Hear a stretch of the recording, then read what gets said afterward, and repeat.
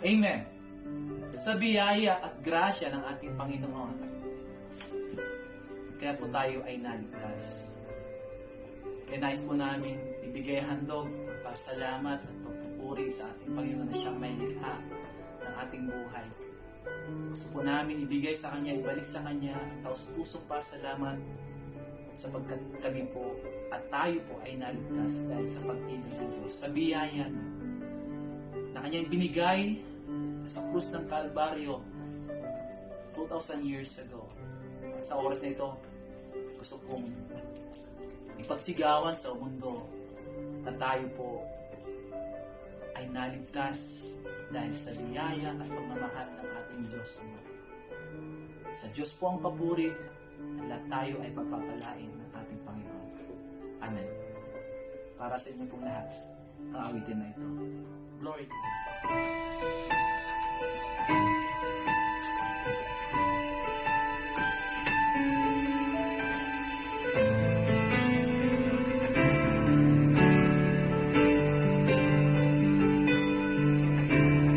Dahil sa'yo, biyaya mo Diyos, ako'y naligtas.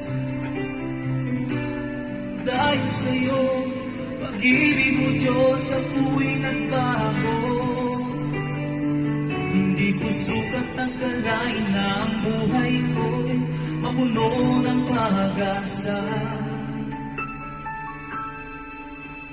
Dahil sa'yo, ako'y narito. Dahil sa'yo, biyaya mo Diyos, ako'y naligtas. Dahil sa'yo, pag-ibig mo Diyos, ako'y nagbago. Hindi ko sukat ang kalain na ang buhay ko'y mapuno ng pag-asa.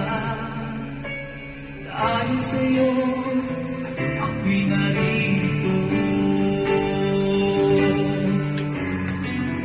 Kay tagal kong hinanap ang kapayapaan, sinubok ng lahat, ngunit di pa rin natagpuan.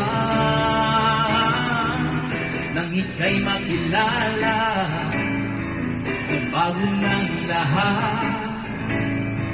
Dakila ang pag-ibig mo, magbawalang hanggan.